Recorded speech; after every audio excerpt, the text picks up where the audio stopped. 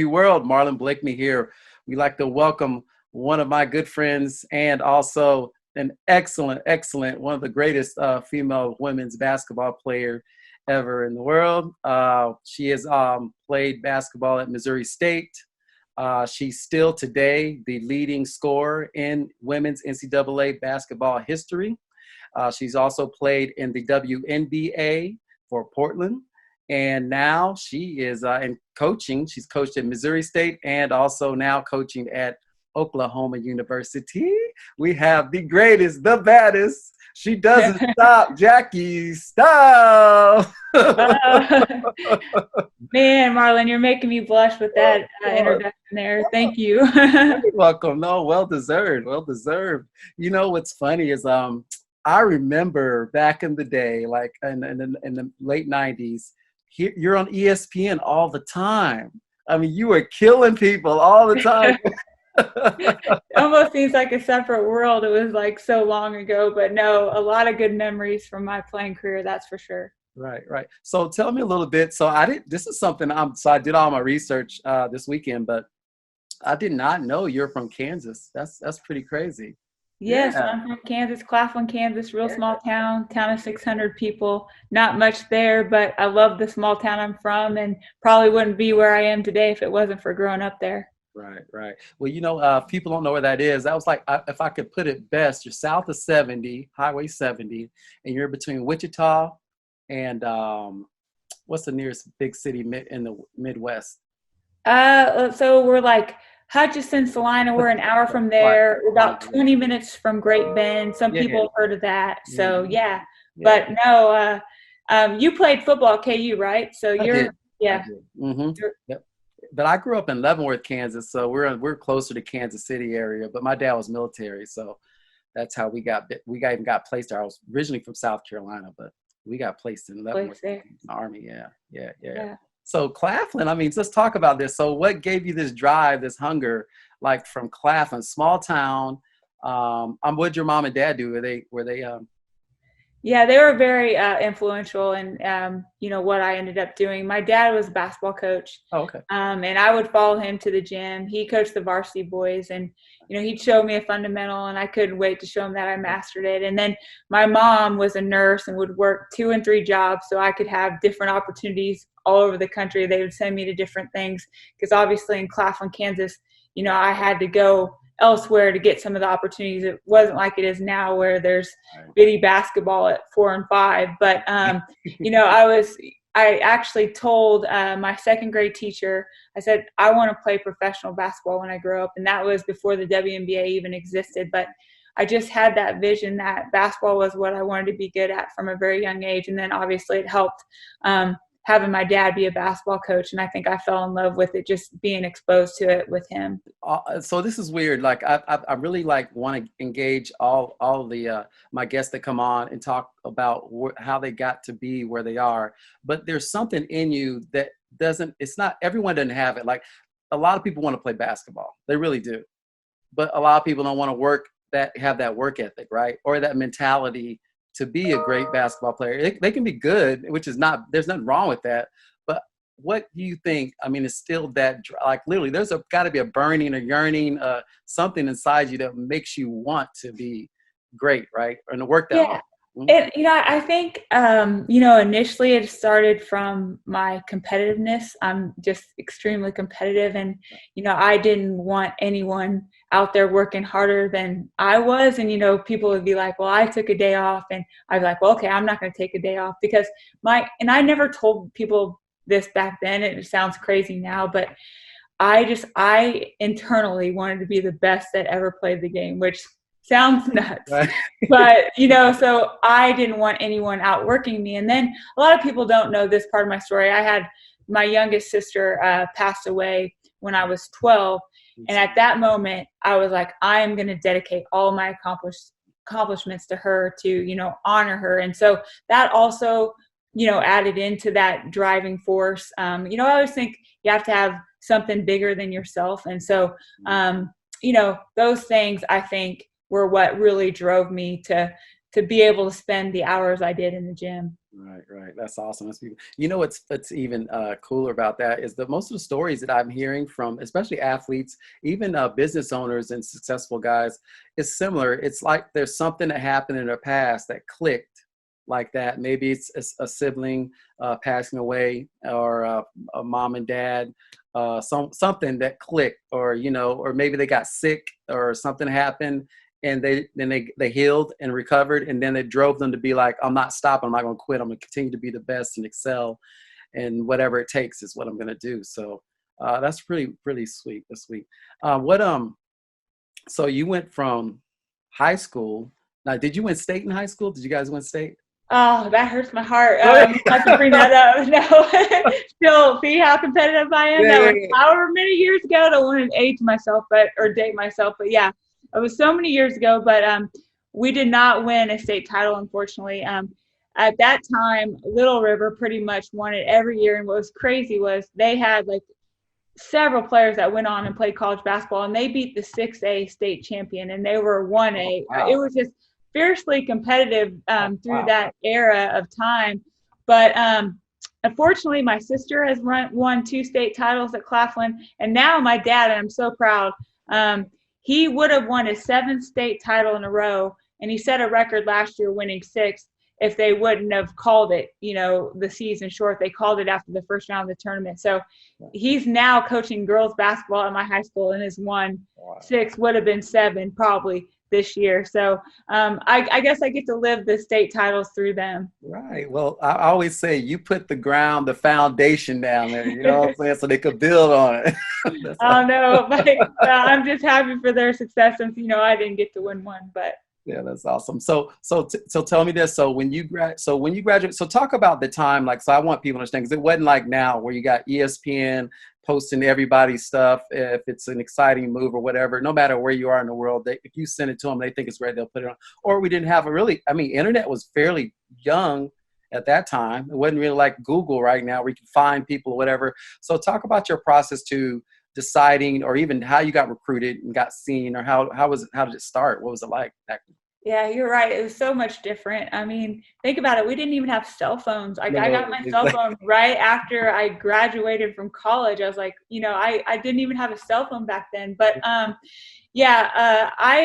didn't handle the recruiting process very well. I have a hard time saying no, and I had 18 home visits in 19 days. Oh, wow. The fall of my senior year, and now it happens so much sooner. Like, we're offering, me being on the other side of it, we're offering kids that are freshmen in high school, and I literally went right up to, I had the letter of intent signing day to make my decision, where you're seeing players commit.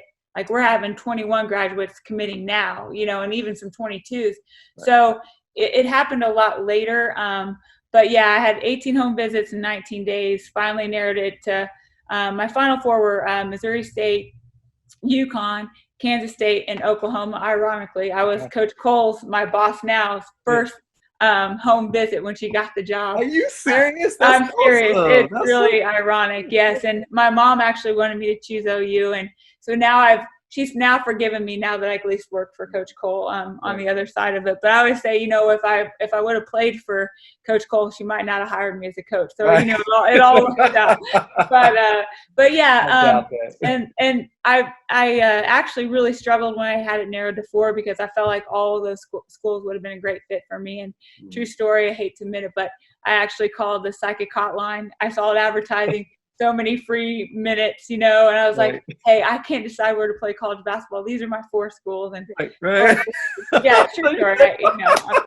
That's awesome. So the psychic's like, well, I'm a Tennessee Lady Vols fan, but since I guess you don't have them on your list, I guess UConn. So needless to say, calling the psychic didn't really help me out. But what it came down to is Missouri State saw me early. They saw me play my first AU tournament and started writing me letters in 7th grade. And like I talked about earlier, this was right after my sister had passed away. And so that kind of gave me that direction. Oh, you know what? Could I put this? They had just made their first Final Four, and we had watched it. And this is the spring after that. I was like, wow, could I maybe one day play Division I basketball? I didn't know how good you had to be from, being from a small town. And so that kind of gave me that direction of that's what I want to do. And I went to camp there 5 straight summers, and they developed a great relationship with me. And I knew they'd been to one Final Four. So ultimately I ended up deciding Missouri State. Wow. Wow, that is so awesome. So I mean, I have to ask. So the Kansas wasn't in the picture? Did they even offer? But the crazy thing is my mom graduated from KU. I grew up a huge Jayhawk fan. I remember watching Danny Manning and the Miracles. Right. Screaming at the TV. Huge KU fan. But when it came down to it, it just wasn't the right fit at that time. And like I said, Missouri State had just gotten in there early and developed that relationship with me. But I love Kansas and all it was about. But, I just felt like at that time, Missouri State was a better fit for me. Well, what's funny? I mean, and this from now being a coach, I think it's so important. I mean, the schools that really win do well at getting the best talent in their state. Mm-hmm. Yep. It's really dramatically a difference when they can't keep the kids that are in state and they go to other schools. I mean, I know every school, especially Kansas K-State, where they're hurt, they're kicking themselves now, seeing how you turned down. Oh, that's awesome. That's awesome. So you went to Missouri State. Now, here's what I want. So let's go back. Talk about the process and what your recommendations would be for these young women and men that are going into college or in the process of deciding and understanding what it takes and what do you think they should base their decision on? How should they do it? It's a more aggressive, I would assume now. It was pretty aggressive back then, but it's probably a lot more aggressive now. What would you say to them? Well, first and foremost, as a recruiter, we watch everything. So from, your body language, how coachable you are, how hard you play. So it's all those intangible things as well as, your performance on the court. But first and foremost is we want competitors. We want somebody that, winning, losing, it matters to them. So that's definitely one thing we look for. But as far as making the decision on the other end of it, you have to get a good feel for the people. Yes, the college needs to have what you want to do academically if you know at that point. Right. But when I look back, I don't remember the facilities or anything like that. I remember the people. And you just have to get a good feel for the team and the coaches, because that's going to make or break your experience. And that's what you're going to remember, because basically at the Division I level, you're together 24/7, it's, so you just got to make sure that is the right fit. And then of course, other things like, if you want your family to be a part of it, maybe location is important, but one of the biggest things I can tell you is look at the people involved with the team and the coaching staff. So now you get to Missouri State. Springfield, Missouri, the southwest corner of Missouri. Yeah, we had a name change, but yeah, it took me a while to get used to Missouri State. But yes, it used to be Southwest Missouri State. Southwest at that time. Yeah. So when you get there, obviously, I mean, what was the feeling? What do you say? Well, let's talk about this. So when you got there, what did you do? Like, how'd you start? You're like, I made a step up. I'm Division I. Like, what is your mentality? How'd you come into Southwest Missouri State? What mentality you have? What drives you have? What'd you do? Well, first of all, my high school coach, basically I chose the unpopular place. I had a lot of pressure to go to Connecticut. People were like, how can you turn down a UConn? And then they're like, how could you not stay in state? And but I just literally had to go with my heart. And even though really no one at that time really supported my decision. I mean, of course, my parents supported me, but it wasn't their first choice for me. But I followed my heart, and I told my high school coach, I bet him $1,000 that I would play in a Final Four at Missouri State. I believed it, even though everybody thought I was nuts. I just believed so much with every part of me that it would happen. And now I'm $1,000 richer. No, I didn't. But that was what I wanted to accomplish going in there. And obviously it's very tough. I think every college athlete going into their freshman years got to know it's going to be tough. And I think a lot of times now you're seeing this transfer portal is just exploding. Right. But you got to go in knowing it's not all going to be roses. It's not going to be just like recruiting, especially your freshman year. You're adjusting to a lot. You're adjusting to, a different level of basketball. You're adjusting to the academics, living away from home for the first time. So your freshman year is always going to be your toughest, but just hang in there. It'll get easy.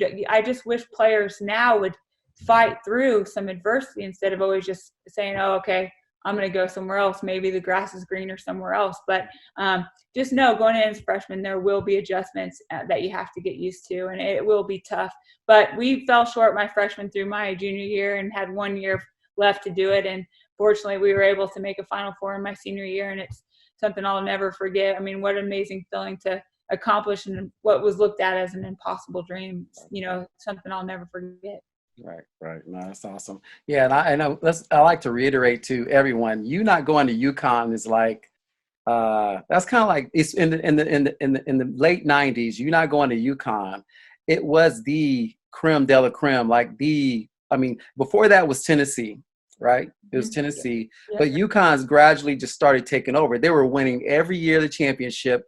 Two to three girls on their team were going to WNBA. They were getting more publicity and more everything from ESPN to all sports networks. They were getting the most publicity out of any school. So if you had a chance to go there and not go, so everyone knows that was like unheard of. Like that is the place every young woman wanted to go and be, especially with talent, like to be seen and known worldwide even. Yeah. So, yeah. A lot of pressure there. Right. And actually signed the letter of intent. I had it in my hand because actually Coach Summit, who was recruiting me, but I ended up telling her no because I knew several players that were all Americans that were guards were already going there. And it just felt like that wasn't a good fit. But she was so great and classy and actually I was struggling with the decision, and she gave my dad and myself this advice to sign the letter of intent, sleep on it, and if it felt right, send it in. Right. And I signed the letter of intent to play at UConn. Wow. Slept on it, and I knew in my heart, it wasn't where. So I came that close to playing there. But like I said, with other players, when you're making this decision, you can listen to other people's opinions and things, but ultimately you're the one that has to live with that decision because you're the one that's going to live it. And so you've got to be able to really weigh everybody's opinion, but just do what you feel like in your heart and your gut is the best, and you can't go wrong. Right. I love it. No, it's fine. Through Missouri State progression, obviously. So here's a difference I would like to say to a lot of people. There's a different, and you can explain even better than I can, but talk about, it's like everyone's watching Jordan now, The Last Dance, with the Chicago Bulls, The Last Dance, and how that is. But there is a talent out there that is above all other talents. Like everyone has a talent, everyone has a position, but you're coming in and you're being humble, but everyone can't go into college as a freshman and, be able to score and do the things you were doing. Work ethic aside, there is just levels of talent where people, so for you, when did you know that like you had that gift, like I can actually turn it on and I can do pretty well. They can't stop me. When did you know that? There was different points in my development, just whether it was like when I was younger going to camps, and I can remember Kevin Pritchard, a former Jayhawk, saying, if you keep working, wow, you will play Division I basketball and have the most incredible opportunities. And that just gave me so much confidence and stuck with me. So now I love doing that for other young players, whether it's a camp or clinic or a tournament, just trying to inspire them because of how that set with me at that young age. But, I feel like, once I got to Missouri State, and I got adjusted to the level, I just felt like, okay, I belong here. But one of the biggest things, and it's going to be tough even, as a freshman, no matter what, is work ethic. Like, if you are willing to work and get reps, good things will happen. But there's no easy road. Like people ask me, what's the number one key to your success? And if I had to pick one thing, it's definitely a work ethic. So you have to be able to work for what you want. I got you. Yeah, that's one thing I think that shocked me the most because I thought I worked hard in high school. Like I thought I really, really worked hard. And then when you go to college, it's like 100 times levels. The level of just one, you're busier, you're working out a lot harder in the gym, you're running harder in practice because the Right. level of everybody else's speed and talent has gone up as well. So you're right. It shocks you. It's a wake up call for sure. The so when you guys went to the Final Four your junior year, was it? My senior Senior year. year, So senior yeah, year, sorry, senior year. Yep. senior. Okay, so let's talk about no, let's go back. I want to go back because there's things I want to talk about because the big things I think right now are really hurting our athletes today. Mental health is a big one. Confidence I think is big right now. What do you say to the athletes, young athletes, like especially for basketball? Like football is different because you're on the field with 11 guys. Mm-hmm. You can mess up, but there's 11 guys out there. And most of the time, people that don't really know football don't know who messed up or what happened.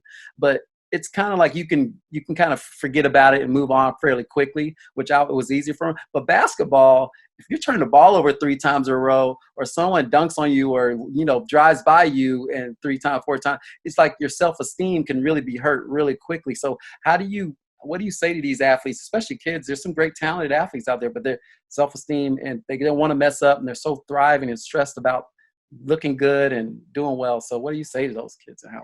Yeah, it's funny that you asked that question because that's probably our biggest struggle with our team at Oklahoma is just that confidence piece and believing yourself and handling adversity. I just think, one thing that, well, like for me, when I look back at my playing career, the number one thing that gave me confidence was my work ethic. Knowing when I stepped on the court, no one had worked harder. So I think you have to do it over and over and see yourself being successful, and you can't shortchange that because it's not going to be true confidence if you haven't put the work in. So I would say that's number one. Two, there's other things like, I'm a big believer in visualization, and I used to do it as an athlete, seeing myself be successful, whether it's a positive mantra like I'm the best player on the court, no one can stop me, just things like that. I feel like, some people might think they're crazy, but I really feel like they help instill and give you that confidence along with the work ethic, and just trying to be present, which is so hard to do, but you've got to forget about the turnover in the last possession and move on and be present. So trying to shut your mind off and just be present in the possession you're in also helps. But yeah, that can be a tough one, self-esteem and confidence. But just, basketball is not who you are, it's what you do, and just always trying to keep that separate. Even though I struggle with that when I couldn't play anymore, I'm like, who am I without being the basketball player? But I had to realize, the person I am is not what I did on the basketball floor. Even today, like I agree with you, it is that mentality, but I think the competitiveness in us as well gives you that confidence as well as your work ethic. And what's crazy about it is no matter what mistake I make even till today, I get up and I say, tomorrow I'm going to do 10 times, 100 times better than that. It's always always my comeback. Like I never just give up. I'm like, no, tomorrow will be better. Tomorrow, I bet I will be better than this tomorrow. Yes, you're so right. The competitive fire, that's huge, I think, too. Yes, the competitor in you is like, okay, well, I might have failed today, but not tomorrow. I'm going to do what it takes to not fail, Yeah, that's right. That's good stuff. Now, so let's walk through that year, your senior year. You guys have a great team. Let's talk about that year and what do you think it takes? Because you're coaching now, and for all these teams out there that are striving to go to their state championship or the Final Four, whatever the case may be, win a championship. What do you think the things that you guys have that you had at Southwest Missouri State with your team that you guys built that got you guys to that? Yeah, I learned several valuable lessons from our team. I mean, we had one All-American and weren't near as talented as a lot of the teams we beat. Like Duke, every player on that team was an All-American. But what was so special about our team was the unselfishness and how everybody bought into their roles. And Coach Burnett did a great job of getting everybody to buy in. And even if you were the rebounder or you were the defensive stopper, that role was just as valuable as like I had the glory position of scoring points. That's what I brought. But we knew every single person was valuable. And honestly, we got along great off the court as well as on the court. And we just had great chemistry. And so a team that is willing to play together and play hard, I'm telling you, our practices and some of the stuff we went through in conditioning was really tough. but it made it so tough mentally, and maybe scientifically it probably wasn't what we needed to do, but it brought us together going through hard things, whether it was in conditioning or practice, and we all just believed in each other and believed in what we were accomplishing, and played together and bought into our roles, and we were able to beat teams that were a lot more talented than us because of how we played together. You mentioned something I think is very important too, with success of teams, with teams in all realms, from business to sports. How do you? I think it's very hard, but you're coaching now. How do you get everyone to buy in on their role? Like, everyone wants to be Jackie Stiles. Everybody wants to be the leading scorer in women's in basketball history, college basketball history. You know what I'm saying? How do you get that out of their mind? Like, no. You're not that person. You know, you're the rebounder, or you're the, whatever. It's hard, without even hurting them, like I said, their confidence and all the morale and all that too. So yeah, you have to have those, I guess, those hard conversations, and you have to reward and show them why it is important. And we go around with every single player on our team at Oklahoma, and we say, okay, what do they do best? And then we really are intentional and emphasize that this is what they can bring to the team that's going to help us win. And you just have to get them to believe it and buy into it, which can be difficult, but you just got to show them how valuable it is, the piece that they bring. But yeah, it can be tough. But I think it also is recruiting a certain type of player. We will ask the question, would you rather, play 40 minutes and not play in a Final Four, or play 10 minutes and play in a Final Four, things like that. So finding that kid that will be unselfish for the team to be successful. Obviously, I've never been in a Final Four, but talk about that experience of getting to the Final Four. I think when they compare it like to Super Bowl, blah, blah, blah, but the energy, talk about everything, the energy, the pressure, I mean, all that good stuff that goes along with that level. That's the elite, the best four teams in the country. Talk about what that was like. I mean, how did you even get over that type of stuff and to play? And it was something I'll never forget. And I remember, so we had just beat Washington to advance, and we flew back from Spokane, Washington. And this is before 9/11. So here we are flying back to Springfield, Missouri airport. It's a 10-gate airport, tiny airport. Usually takes us 10 minutes to get through it. Right. So we land, and I'll never forget the scene. It was like pandemonium. It was wall-to-wall people. Right. It took us literally 2 hours to get through the crowd. Like, we almost needed security. People were trampling other people that get our autograph. And for women's basketball, I mean, that was phenomenal. And then what even made it more, I know I'm a little biased, but I think I've never seen a Final Four so electric, because it just happened to be in St. Louis. Right. So here we are. In women's basketball, this didn't happen much back then. We're the underdogs, like the 5th seed. It was always the number 1 seeds back then. It was Tennessee, UConn that made the Final Four. So here we are, 5th seed, and now we're the hometown team. And I'll remember, like, our bus was driving to practice and everybody's screaming, and then we set a record for the attendance in the open practice. And then I'll never forget, it was the day before the Final Four, and they had like 20 minutes where we had to sign autographs, and it was us and it was UConn. And I look over, and no one's in UConn's line, and everybody's like fighting to get our autograph. So it was just something I'll never forget. Now, I don't even want to think about the game, because like it still hurts to this day. We ended up losing in the first round to Purdue, and I'm kicking myself, because I always said I want to play in the Final Four. Why didn't I say I wanted to win I want to win a national championship?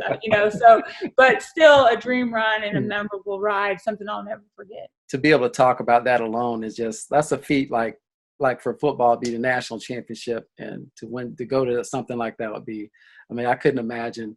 And especially in basketball, what I like about basketball is it's the positives and the negatives, but you guys, they know you know who you are. Like football is like you wearing a helmet. They don't, they like know your name on the back, but they know what your face looks like. You're like one of the top athletes. But basketball, you guys get seen all the time. And I just remember how impactful you were to the Midwest period. I think everybody's rooting for you. I know we were in Kansas for sure. I was rooting for you for sure. So Right. Oh, well, thank you so much. I think the one thing maybe about my story is I'm relatable.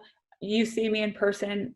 No one ever says, "Oh, you must be a professional basketball player." Like I'm not, 6'5". I'm just, I'm small, and I think I give players hope that what, if she can do it, I can do it, and that's what I'm about now is helping. I had so many people sacrifice so I could live out my dreams, and I just now want to help other players believe in their dreams and help them achieve those. So let's talk about the next step. Next step was college. Then how'd you find out you're going to draft? Like how'd that whole process even work? That I'm going to get drafted or I have the possibility to play in the WNBA. And not only that, let's talk about how long the WNBA had even been alive. Like it wasn't even, hadn't been around that long, had it? No, it hadn't. And I'm trying to think how many years, but maybe like 4 or 5, maybe probably around 5 years, I would guess. I'm not sure. I need to look up what date it actually started, but yeah, it was relatively new.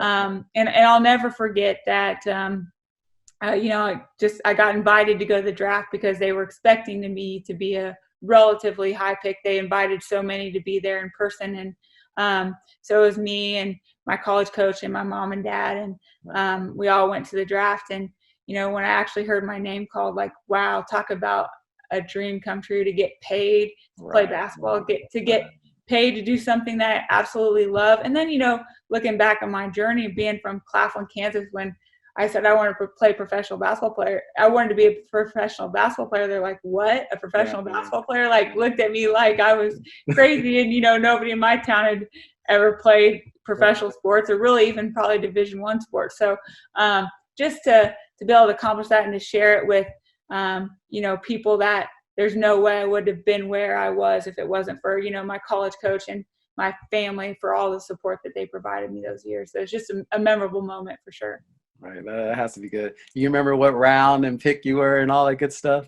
Yep, I was 4th pick, and that's what's insane. Like, here you're getting told where you're going to live and work and be, for you, you have no, control over that. And so I actually got drafted at 4th for the Portland Fire. So that's awesome. What would you say to, because the women, the women's WNBA draft has happened. So what would you say to those young ladies that are about to take that step like you did, and the process of all that? What kind of advice would you give them right now?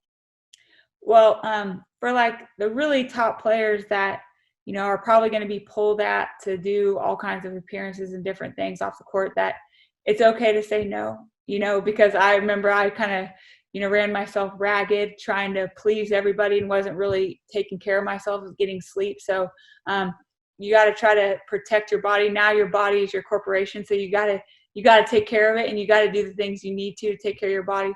The second thing is, just like going in from high school to college to pros is a whole nother level. And, there was times early on, like, gosh, am I good enough to play at this level? You have to just, still believe in yourself, still stay confident, even though it's going to be tough, just like your freshman year in college is, and just to hang in there and keep believing, and you'll be fine. But it is an adjustment just because it's another level of athleticism and size, and you just have to get adjusted to it. Yeah, I got you. So you got any players right now in that just left college and went to the WNBA? Any favorites that you see out there that you feel like would do well? Oh man, there's so many, but oh gosh. Well, obviously the number 1 pick is pretty tremendous. Like, how can you not love her game? I mean, however many triple doubles that she's exactly. Like, wow. I mean, phenomenal. But I'm excited to watch them all. I think you just never know how it's going to translate, and a lot of it's kind of luck, where you get drafted. The need for you there. So I'm just excited to watch another WNBA season whenever we get around to it. So yeah. No doubt. Yeah. So when you played WNBA, you played, was it 4 years? 2000. Oh, actually, I only got to play 1 healthy season, and then played my second season all injured, but really only played 2 seasons in WNBA before my body broke down because of injuries. And that's why I was saying, like, you got to really try to take care of your body, where I didn't really do a good job of that then. But, you know, I don't have regrets. I just know that what I know now, if I would have had that knowledge on how to take care of my body, I'd probably still be playing, but I just didn't have that knowledge back then on how to recover properly and stuff. So I was, you know, I was reading, and then now that you say that, people don't understand, like, strength training and working out literally didn't start, like, even for college, Division I colleges, it was like early-ish 90s before they had a strength training program, like a program.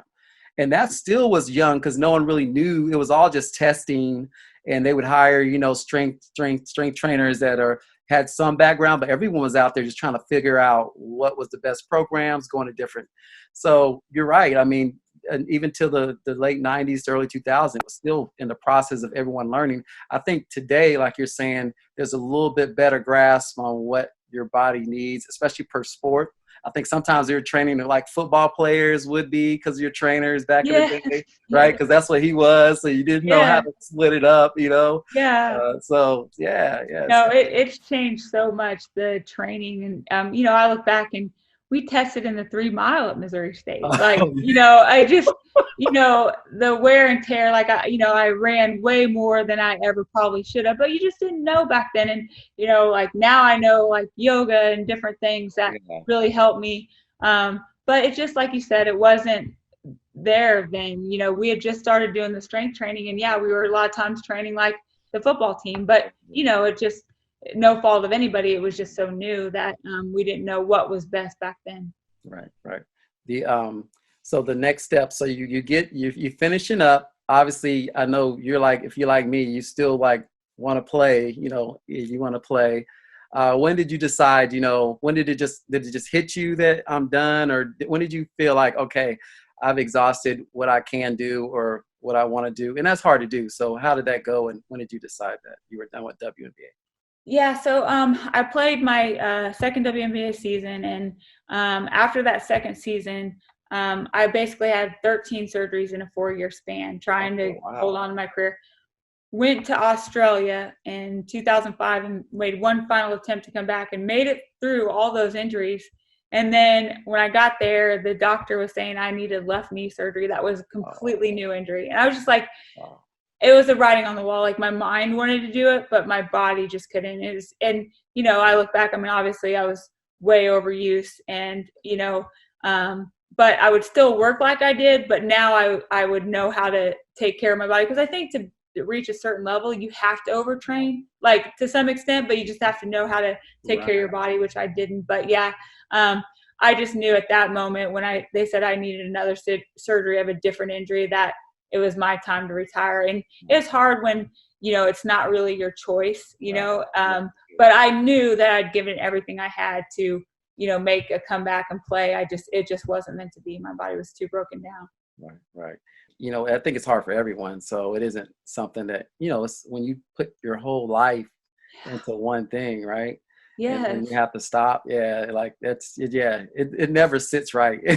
No, it doesn't. If you look at it, it's like one sport where, I mean, professional sports is such a short window that you have to have a second career. But to make it, I had to put all my eggs in one basket, and I didn't think of anything else. I really didn't even think of what I was going to do after basketball, because I was just so focused on I'm playing professional basketball, you know, and which is crazy. I should have been thinking about that. But it's so hard when you invest so many hours, and every single day you get up, how can I be the best basketball player I can be, or how can I be the best football player I can be? And then all of a sudden it's gone. It's a tough adjustment no matter what level you end on. It's hard because to do that, you've had to invest a lot of time, and it's like a part of you dies because you spent so much time doing that. True. So you got done, and then when you finished, things had changed. Like when you got back, like, I mean, everything had changed. So did you know you were going to be a basketball coach, or did you just take some time off, or how did that process go after you finished?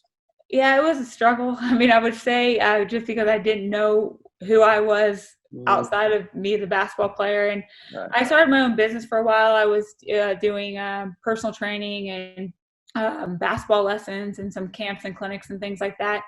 But what I was missing was, I would work with a kid maybe once a week, but I wasn't seeing the competition, and it provided me flexibility. I got to do things that I really hadn't done, like I'd never been skiing, and didn't play cards, like, because I kind of lived my life backwards. I was just in a gym all the time, and so had an opportunity to do other things.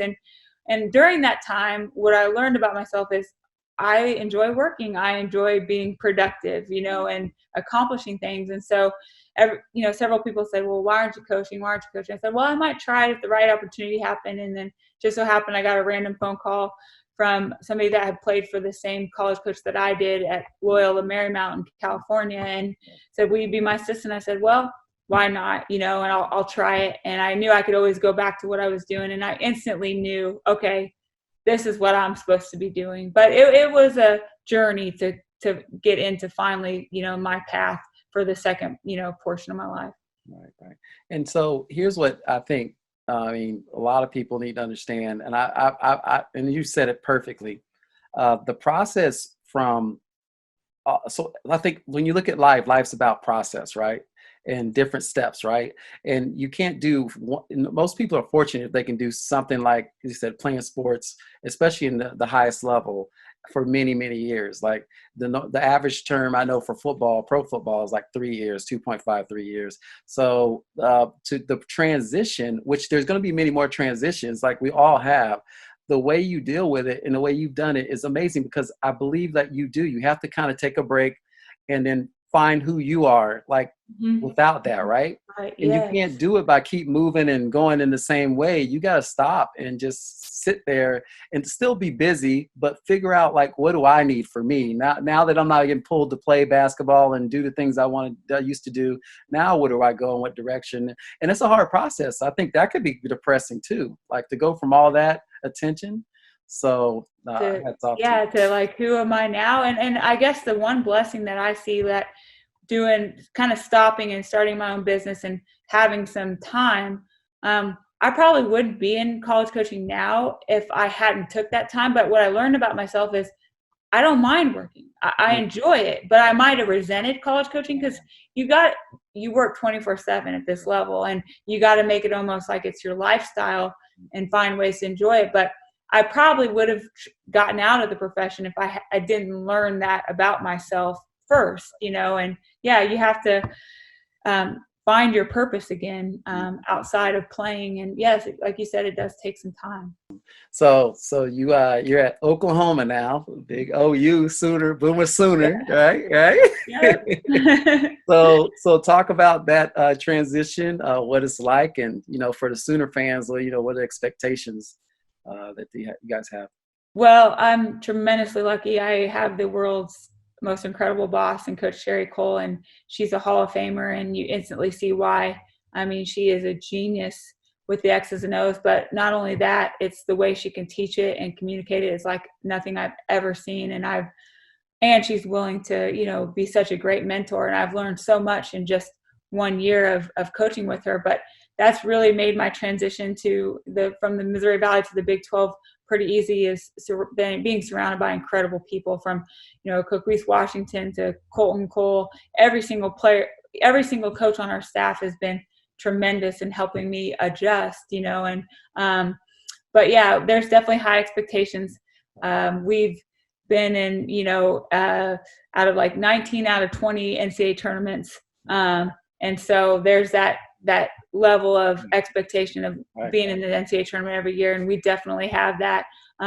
So a big piece of that is, constantly recruiting, bringing in players, because man, the way Coach Cole can coach and teach the game is something I've never seen and how she gets the most out of every single player in her program, on and off the floor, is amazing. So yeah, we have high expectations. We want to be back in the NCAA tournament and, get, like when she hired me, she's like, I want to win that one game that I haven't been able to win, and that's the national championship. I'm like, I'm in, let's go do it. So that's what we're trying to achieve here at Oklahoma. Yeah, that's awesome. And I'll be honest with you, I think you're right. One thing I will say, Big 12 needs one. When is the last time the Big 12 has won a championship? Well, actually, Baylor. Baylor did win. Okay. Yes, yes, Baylor won last year. They're the team to beat right Oh, now. that's right. They did win last year. Yeah, Right. yeah. So, they're obviously having to play them several times a year. Really shows you where we need to grow and where we need to get better. And our competition in our league definitely prepares you when you make the NCAA tournament, because every single game is so hard to win in the Big 12 conference. Mm-hmm. Oh, that's so true. That's so true. So now so your expectations. So let's talk about this. It's really relevant today. It's COVID-19. You know how that's changed the game. I mean, recruiting, all that good stuff. So how are you guys actually handling this as far as just a basketball team? Yeah, it's been crazy, and you've had to adjust so quick on the fly. Obviously, none of us were really prepared for this, and so we've had to do a lot of Zoom. I mean, why didn't I invest in Zoom? Oh my No, me too. gosh! Wow. But just we do 2 times a week. We've done Zoom meetings with our players. We've been able to send them workouts, but obviously it's on their own, and you don't know what. Some of them have a goal at their house, some don't, so being creative with the workouts and still getting better. They're all obviously getting some strength and conditioning stuff from our strength coach. And then recruiting has been insane, because it's now been, all these different Zoom calls. So doing your presentations over Zooms. Right. Now, some players are not able to visit, and they won't see your campus before maybe they choose you. So just getting really good at the visual stuff online in a hurry, because it's all happened so fast. But and with the portal like it is, players are really making decisions quick, because there's so many players in the portal now. And who's going to have those opportunities? There's only so many scholarships to go around. So it's been a while. It's been wild. It's actually we probably maybe work more hours in this setting than we would normally right now. So yeah, it's been crazy. Yeah. The as I'm questioning, like, those are several things. I mean, is there going to be a season next year? There's the one I heard some guys are talking about, should the NCAA give the seniors from this year, because the NCAA tournament, Big 12 tournament, all that puts you on that platform. So maybe you were going to say the WNBA, your prospect, and you needed just a little bit more film, a little bit more, ways to showcase your skills. And the Big 12 championship and the national championship are the two ways to do the NCAA tournament. So now you don't have that, and they're saying it's kind of not fair, because you could have been. There's girls that probably weren't even in the talk of going to WNBA, but because of the tournament, oh yeah, they got skills. They could go in and get drafted. So how do you feel about that, and possibly that there may not be a season next year?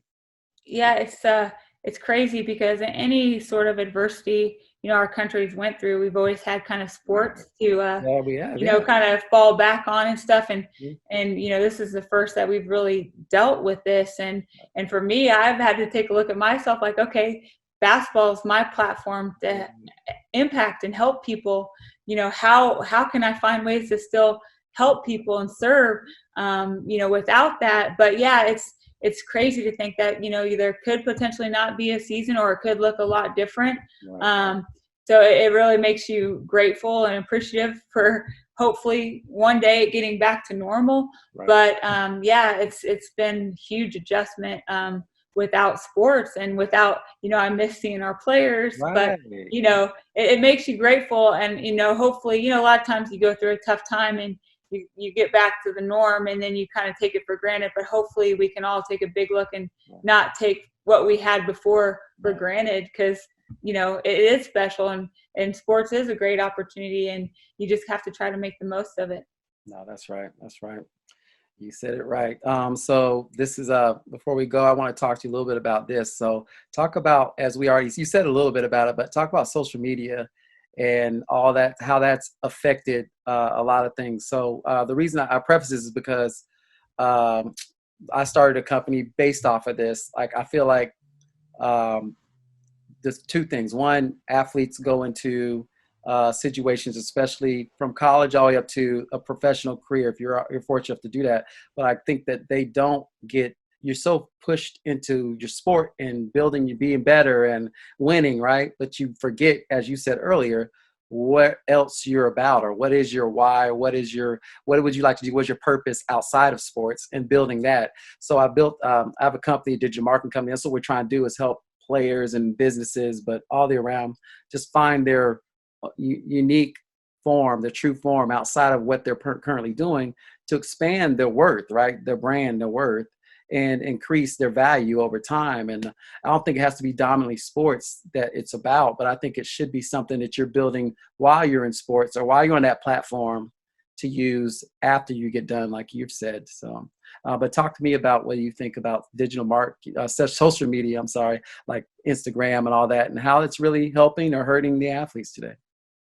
Well, for me personally, it's like I have to force myself to get on social media. I've not been a huge person of it, but no, I see the power of it, both positively and negatively. So my sister was going through or trying to get into med school, and they told her, don't have an account. We recommend it because one tweet, and that's what we tell our athletes, one tweet or one like can prevent you from having a tremendous opportunity when you leave here.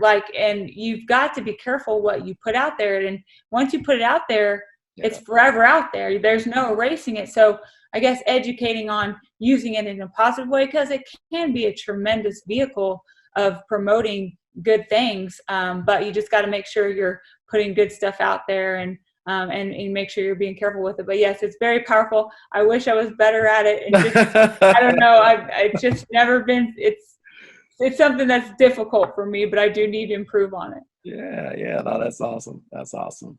Well, Jackie, I want everyone to know, I really appreciate you taking the time, as I know you're busy, to talk to QWorld today. The information you've shared is huge. I mean, not only are you going to help young women athletes, but all athletes out there, the mental focus and the toughness and the work ethic, all the things you've talked about, you've shown it. Oh, and you're still showing it to today. So we really appreciate you. Is there anything you want to share or add to this before we close out?